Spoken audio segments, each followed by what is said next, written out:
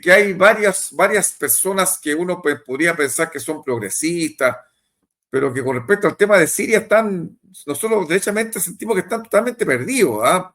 Teniendo pronunciamientos equívocos, yo diría, que conducen a malinterpretar la realidad que está ocurriendo en Siria, ¿no es así, eh, Nico? Tú tenías por ahí algunas... Sí, sí, bueno, un poco en la línea de lo que estamos conversando, debatir hoy sobre Siria y las interpretaciones de Siria desde Chile pareciera ser importante, no, más que importante sobre Siria, que es una realidad que la tenemos bien lejana, es sobre cómo se constituye la izquierda en Chile y qué batallas ideológicas son las que damos, ¿verdad? Porque es muy difícil que exista un proyecto soberanista en Chile si la misma izquierda no es capaz de distinguir, más allá de esto de los proyectos socialistas o no, que no me quiero meter, pero un poco uno podía ver en el caso de Siria, la Siria al-Assad un proyecto soberanista. Y ese proyecto soberanista consistía que, a diferencia, por ejemplo, de Arabia Saudita o del mismo Qatar, que tienen estas concepciones musulmanas súper fanáticas, ¿verdad? Desde una perspectiva económica son súper liberales, o sea, están dispuestos a vender o a entregar riqueza de sus países, ¿verdad? Y así han funcionado, ¿verdad?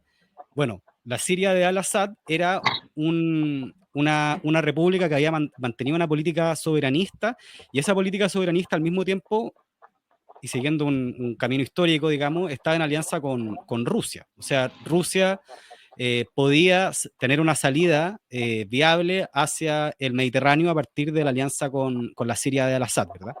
¿Qué tiene que ver eso con Chile? Yo creo que tiene mucho que ver, y es importante saber distinguir en estas situaciones, porque si tú estás dispuesto a celebrar un supuesto levantamiento popular en Siria, que no es tal. Acá lo que avanzaron fue el yihadismo, que son grupos que muchas veces están conformados por personas que no son de nacionalidad siria, sino que son europeos o son de otra zona, ¿verdad? Y los tipos, eso se ha demostrado, o sea, hay muchos de los tipos que liberaron ahora y que los tenían detenidos por tener una nacionalidad distinta a la siria, ¿verdad? Y esta es una forma que lo vimos desde Afganistán, con la cual Estados Unidos y el Estado de Israel han operado para destruir países. O sea, acá el plan no es tener una Siria pro-Israel o una Siria pro-norteamericana. Acá el plan es desintegrar a Siria, que es un poco lo que logran avanzar en Irak. Que hoy día en Irak hay un gobierno, pero un gobierno de papel, que no tiene control real sobre el territorio. Lo mismo en Libia.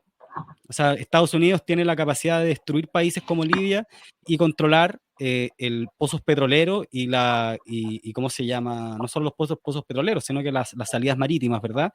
Y lo mismo van a poder hacer ahora en Libia en la medida que destruyen a este otro país. Entonces, es muy clave en ese eje que dentro de la izquierda podamos levantar cabeza y dar esa disputa ideológica con claridad. Esto no es un tema solo de opiniones y del respeto a la opinión del otro, sino que más bien muchas veces son sectores de la izquierda quienes terminan avalando a esta intervención extranjera. Recordemos el caso de Nicaragua en el 2018, que también habían organizaciones feministas diciendo, celebrando los supuestos levantamientos populares, que de populares tenían poco y más bien lo que habían ahí era apoyo extranjero y similar a lo que ocurre en Venezuela. Entonces, ahí hay un tema que la izquierda tiene que ser capaz de defender y de distinguir. ¿Significa eso de que uno tiene que llevarle la men a todos los aliados de Rusia? Claro que no. Si uno puede tener una posición crítica sobre todos los actores, pero acá lo importante es poder analizar las implicancias geopolíticas que están detrás de los hechos políticos. Y ahí, frente a la pregunta de qué fue lo que ocurrió en Siria, no hay más que responder. Y quien no responda colocando esto en primer término está mintiendo, digamos, está distorsionando la realidad de que acá hay una caída de un gobierno que tiene que ver con una fuerte intervención extranjera. Por un lado, con el apoyo de Turquía a los grupos yihadistas que avanzan hacia Damasco y que, como bien confirma Al-Assad desde Rusia, no tienen resistencia. O sea, Al-Assad lo que estaba también denunciando es que en la práctica hubo un golpe de Estado desde el propio ejército sirio que no estuvo dispuesto a combatir. Y estos grupos yihadistas avanzan, o sea, acá no hay, y acá polemizando, digamos, con algunas organizaciones que salieron a celebrar la caída del gobierno de Al-Assad, como la coordinadora feminista 8M, o como la misma coordinadora por Palestina, ¿verdad? ¿Cómo pueden celebrar el avance de grupos yihadistas, de grupos terroristas, de grupos que, como decía Juan Andrés, están asesinando mujeres, están imponiendo de facto estas leyes fanáticas a partir de estas lecturas textuales y fanáticas del Corán, ¿verdad? De la Guerra Santa, están imponiendo estas ideas de que tienen, bueno, de que tienen que haber califatos, ¿verdad? Entonces tienen que haber gobiernos religiosos y todo lo que se deriva de esas lecturas fanáticas. ¿Cómo hay organizaciones feministas que pueden defender eso? Y creo que no es tan sencillo como decir, no, es que nosotros también denunciamos a Israel y también. No, no, o sea, no se trata de que tú, aparte de decir de que Al-Assad es autoritario, celebrarlo, después denunciar las consecuencias de lo que viene después. No. O sea, el posicionamiento geopolítico tiene que ser claro. Había que oponerse y nos seguimos oponiendo al yihadismo, al financiamiento turco del yihadismo, a la traición de Erdogan y por otro lado al expansionismo de los sionistas. O sea, ¿cómo estas organizaciones no van a ver, como la Coordinadora por Palestina, de que la caída de Al-Assad es un golpe durísimo en contra del eje de la resistencia y es un golpe durísimo en contra del pueblo palestino y de la resistencia palestina? Si acá hay una serie de logística y de apoyo armamentístico que venía desde Irán y que transitaba por Irak, por Siria y que permitía, es una retaguardia estratégica tanto para Hezbollah como para la resistencia en Palestino.